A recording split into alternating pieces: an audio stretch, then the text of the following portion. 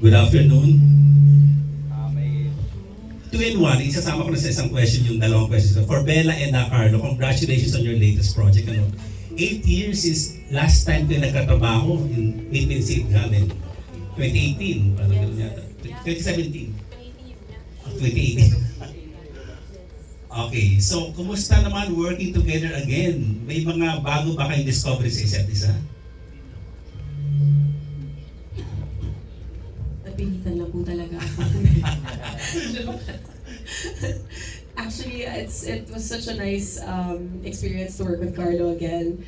I was surprised na no first day ko, I was so nervous to work with Carlo. I think because I've been watching also his projects, in the last 8 years, and I could see that after Meet Me in St. Gallen, he kept accepting really good roles na minsan may mga ginagawa siyang pelikula na naisip ko sana ako yung kasama niya dito, or like I wish I was given a chance to read the script or something like that. But I saw that he just kept getting better and better over time. So when I finally got to set, medyo kabado ako. So nung day one, sinasabihan ko siya na, Carlo, wait lang parang I have to keep up or catch up or warm up siguro.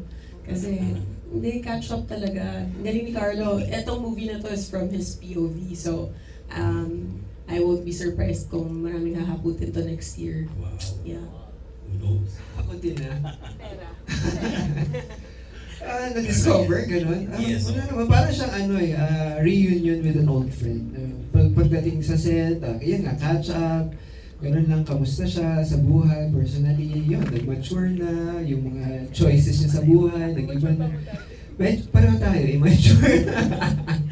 So, naging excited lang talaga ako na magkaroon ulit kami ng reunion movie and something, di ba, very, very special na ganitong pelikula. Okay, thank you. Congratulations.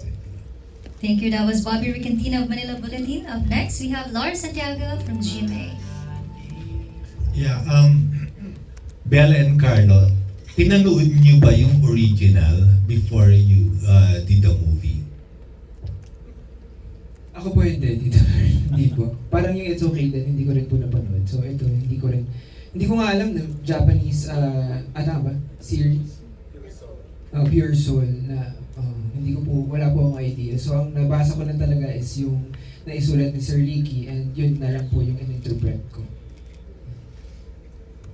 I didn't watch the Japanese series, yung Pure Soul. I watched an adaptation of the Japanese series, which was a Korean film.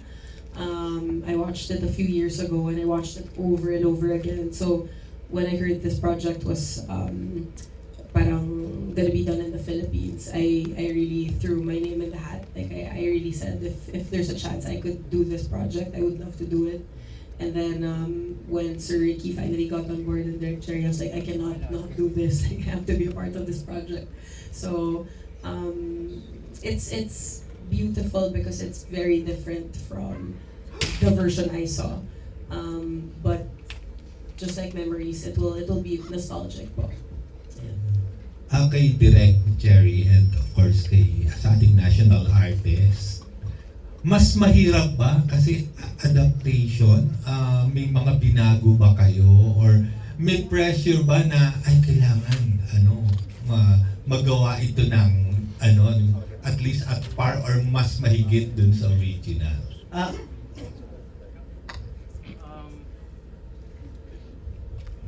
Ako matagal na akong nag-request sa Viva na pagawin ako ng adaptation, ng Korean adaptation. Hindi ako nabibigyan. I think this is the first time. So, very excited ako nang inalok sa akin. And then nang sinabing si Jerry and then sila Bella at sila Carlo, I got more excited. Mahirap na madali para sa amin.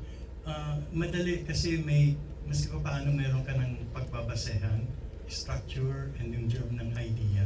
And then later, you realize mahirap pala kasi ikukumpara nila, and then paano papantayan. Una-una, kailangan magustuhan mo yung pinanood mo. At kung nagustuhan mo yun, ibig sabihin ang ganda-ganda niya, ano kayo yung gagawa ng mas maganda kaysa doon. So in a way, that makes it more difficult. But finally, it was very exciting kasi in the end, kinalimutan ko na yung original. After na-absorb ko siya, parang inaako ko na kwento namin ito, Pilipinong kwento ito. Patatakbuhin ko to the way na gusto kong patakbuhin. Hindi na ako Opo, nung una kinabahan ako kasi adaptation, yun na nga yung mga sinabi ni Ricky reasons. Baka, number one, ma-compare. Number two, makopya naman, yung gano'n ang hirap. Pero nung nabasa ko yung script ni Ricky, I must say, mas maganda po talaga yung script ni Ricky kaysa sa original. Totoo po, hindi ako nagyayabang. Kaya ka national artist. Hindi talaga, pag napanood nyo, ang ganda-ganda po yung script ni Ricky. Nung nabasa ko yung script ni Ricky, nawala na yung kapa ko. Tapos, Carlo and Bella pa, half of my work is done. Sa galing ng artistang to. So yun po, nung una kinabahan, pero nung shoot na sobrang sarap na ng pakiramdam. Lalo na nung natapos na. Ganda-ganda, thank you. Thank you. Thank you for your questions. That was Lars Santiago of GMA. Up next, we have Von Belinario of TV5.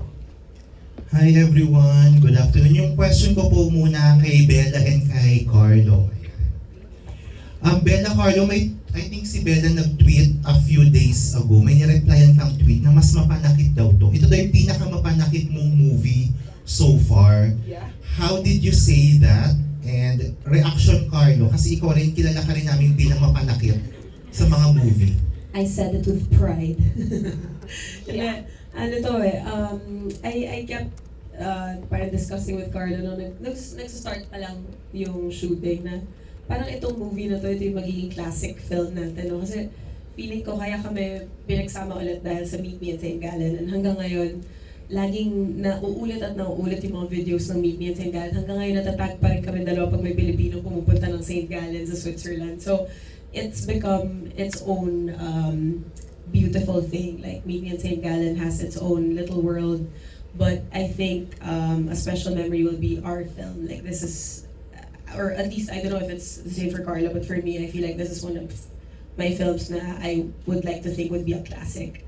Because obviously I have Jerry Lopez writing and also a national artist, Sir Ricky Lee, writing the script. So it feels very different from everything I've done.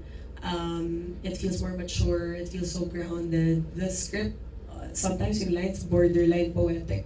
Ang gaganda ng dialogue na parang ang hirap minsan parang pumasok sa eksena kasi nabibigyan ko ba ng justice because the lines are so good. You wanna give 800% if possible, but kaya talagang mapanakit siya because again it's like nothing like I've ever done before.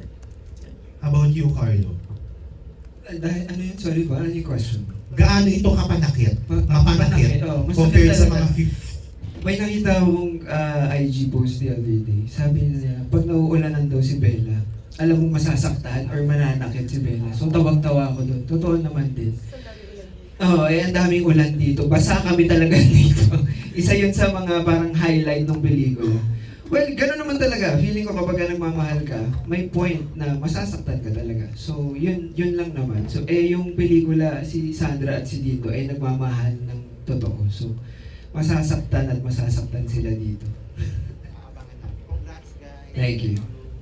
Thank you. That was Von Belinario of TV5 Digital. Up next, we have Archie Liao of Abandoned Tonight. Ay, good afternoon po.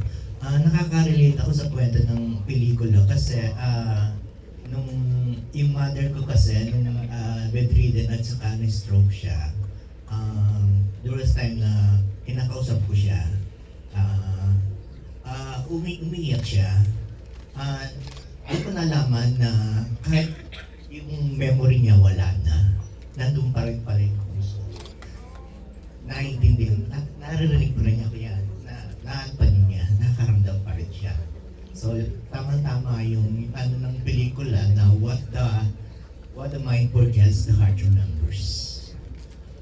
Ang tanong ko lang kay Sir Ricky Lee at sa kay Direk Jerry Simening, anong kaibahan yung pelikula na ito sa mga ibang love stories na nagtatakal about ganung lovers na mayroong isang character na may